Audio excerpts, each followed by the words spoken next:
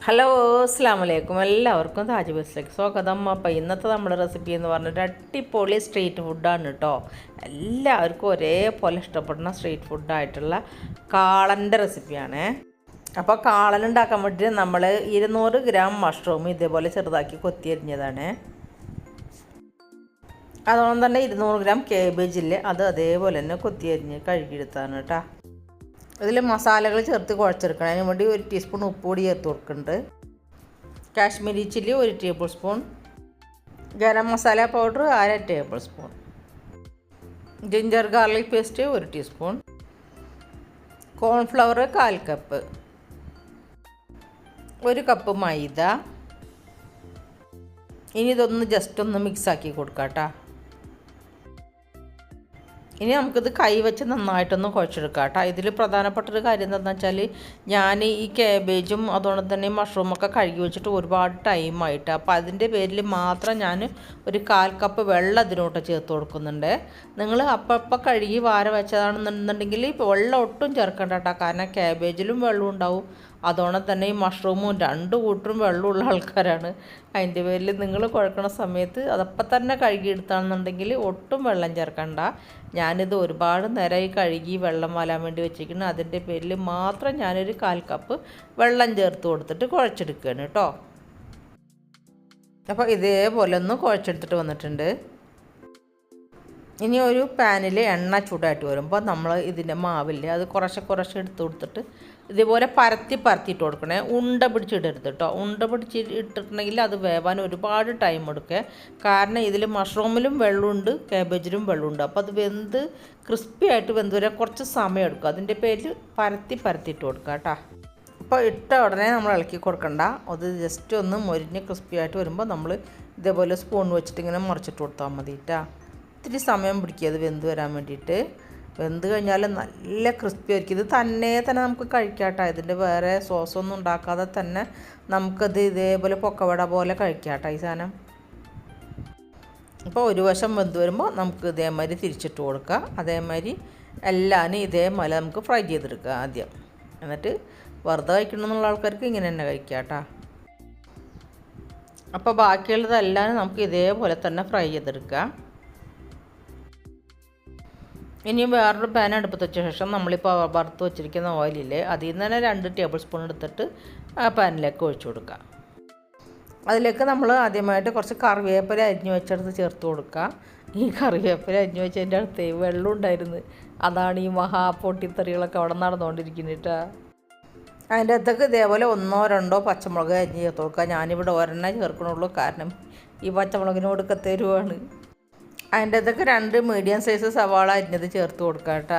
വളരെ ചെറുതാക്കി കൊത്തി അരിഞ്ഞതാണ്. ഒന്നാമത് യുവന്മാരെ പൊട്ടിത്തെറി ഒന്ന് അവസാനിപ്പിക്കണം എന്നുണ്ടെങ്കിൽ വേഗം തന്നെ അതിൻ്റെ അകത്ത് കൊല്ലത് ഇട്ട് കൊടുക്കണം എന്നെങ്കിൽ അതൊന്ന് ഒതുങ്ങുള്ളൂ.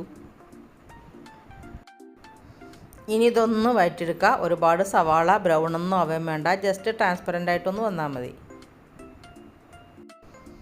ഇനി വെളുത്തുള്ളി ഇഞ്ചി പേസ്റ്റ് 1 ടീസ്പൂൺ അങ്ങോട്ട് ചേർത്ത് കൊടുക്കുക. എന്നിട്ട് ഇതിൻ്റെ പച്ചമണം പോണ വരെ ഒന്ന് വഴറ്റിയെടുക്കുക.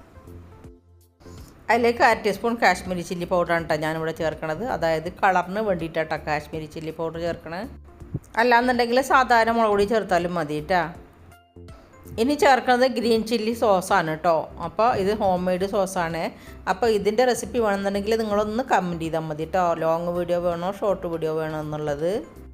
നമ്മൾ സാധാരണ കടയിൽ നിന്ന് മേടിക്കുന്ന സോസ് പോലെയല്ല കേട്ടോ. നമ്മൾ വീട്ടിലുണ്ടാക്കണ ഗ്രീൻ ചില്ലി സോസിന് നല്ല ടേസ്റ്റാട്ടോ. നിങ്ങളൊന്ന് കമൻറ്റ് ചെയ്താൽ ഞാനിത് വീഡിയോ ഇട്ടേക്കാം. അടുത്ത് നമ്മൾ ചേർക്കുന്നത് ടൊമാറ്റോ കെച്ചപ്പാണ് കേട്ടോ. അപ്പോൾ അത് 1/2 കപ്പാണ് ചേർക്കണത്. ഇതിൻ്റെ ഓരോ ഇൻഗ്രീഡിയൻസും നമ്മൾ പറയണ അതേ മെഷർമെൻറ്റിൽ തന്നെ എടുക്കണം കേട്ടോ. അപ്പോഴാണ് നമ്മൾ ഉണ്ടാക്കുന്ന ഓരോ റെസിപ്പികൾക്കും അതിൻ്റേതായ ടേസ്റ്റ് കിട്ടുള്ളൂ. സോസുകൾ ചേർത്ത് കൊടുത്തിട്ട് നമ്മളിത് ചെറുതീയിലിട്ടിട്ട് ഒന്ന് വഴറ്റിയെടുക്കുക കേട്ടോ. ഇനി നമ്മൾക്കതിലേക്ക് 400 ml വെള്ളവും കേട്ടോ ചേർത്ത് കൊടുക്കുന്നത്. അപ്പോൾ ഈ സോസും ഈ വെള്ളം കൂടി നന്നായിട്ട് തിളച്ച് നന്നായിട്ട് വെന്ത് വരട്ടെ.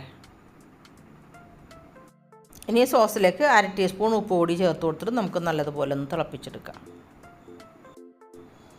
ഇത് 1 ടേബിൾ സ്പൂൺ കോൺഫ്ലോറിലേക്ക് 1/2 കപ്പ് വെള്ളം ചേർത്ത് കൊടുത്തിട്ട് നമുക്ക് നന്നായിട്ടൊന്ന് മിക്സ് ചെയ്തെടുക്കാം കേട്ടോ.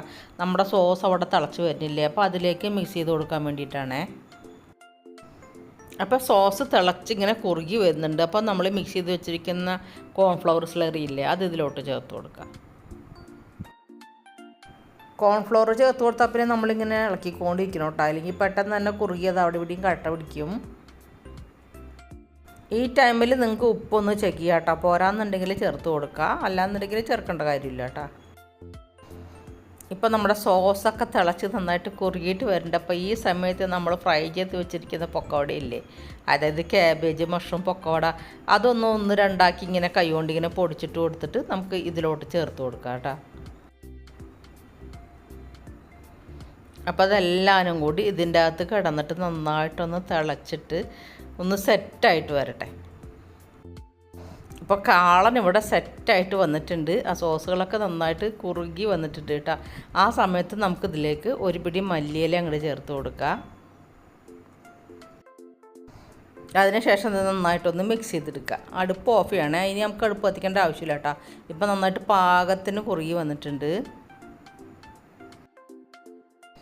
ഇത് നല്ല ചൂടോടുകൂടി തന്നെ കഴിക്കണം കേട്ടോ, അപ്പോഴാണ് അതിൻ്റെ ശരിക്കുള്ള ടേസ്റ്റ്. ഇപ്പോൾ നമ്മൾ വൈകുന്നേരത്തിനോ അല്ലെങ്കിൽ രാത്രിക്ക് ഡിന്നറിനോ ഒക്കെ ഉണ്ടാക്കി കഴിക്കാവുന്ന റെസിപ്പിയാണ്. ഒരുവിധം പിള്ളേർക്കൊക്കെ ഇഷ്ടപ്പെടുന്ന റെസിപ്പി ആയിരിക്കും കേട്ടോ ഇത്.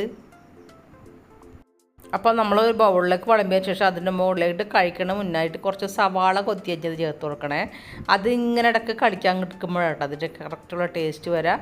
അതോടൊപ്പം പറഞ്ഞാൽ സവാള കൊത്തിയരിച്ചതും കുറച്ച് മല്ലിയിലയും കൂടെ ചേർത്ത് കൊടുക്കണം. എന്നിട്ട് ഒരു ചെറുനാരങ്ങയുടെ പീസ് ഉണ്ടെങ്കിൽ അതും കൂടി ഒന്ന് പിഴിഞ്ഞ് ഒന്ന് കഴിക്കാനുണ്ടല്ലോ, അടിപൊളി ടേസ്റ്റാണ് കേട്ടോ. ഈ സ്ട്രീറ്റ് ഫുഡ് കഴിക്കാത്തവരായിട്ട് ആരും തന്നെ ഉണ്ടാവുമെന്ന് എനിക്ക് തോന്നണില്ല കേട്ടോ. ഇതുപോലത്തെ സ്ട്രീറ്റ് ഫുഡൊക്കെ നമുക്കിനി പുറത്ത് പോയിട്ട് കഴിക്കേണ്ട ഒരാവശ്യമില്ല കേട്ടോ, നമുക്ക് തന്നെ വീട്ടിൽ തയ്യാറാക്കി കഴിക്കാവുന്നതേ ഉള്ളൂ. അപ്പോൾ ഈ റെസിപ്പിനെ കുറിച്ചുള്ള അഭിപ്രായങ്ങളൊക്കെ നിങ്ങൾ കമൻ്റായിട്ട് രേഖപ്പെടുത്തണം. അതുകൊണ്ട് തന്നെ വീഡിയോ കാണുമ്പോൾ തന്നെ ലൈക്ക് ബട്ടൺ ഒന്ന് പ്രസ് ചെയ്യണേ. അപ്പോൾ അടുത്ത വീഡിയോ വരുന്നവരേക്കും എല്ലാവരോടും അസ്സലാമു അലൈക്കും, ബൈ ബൈ.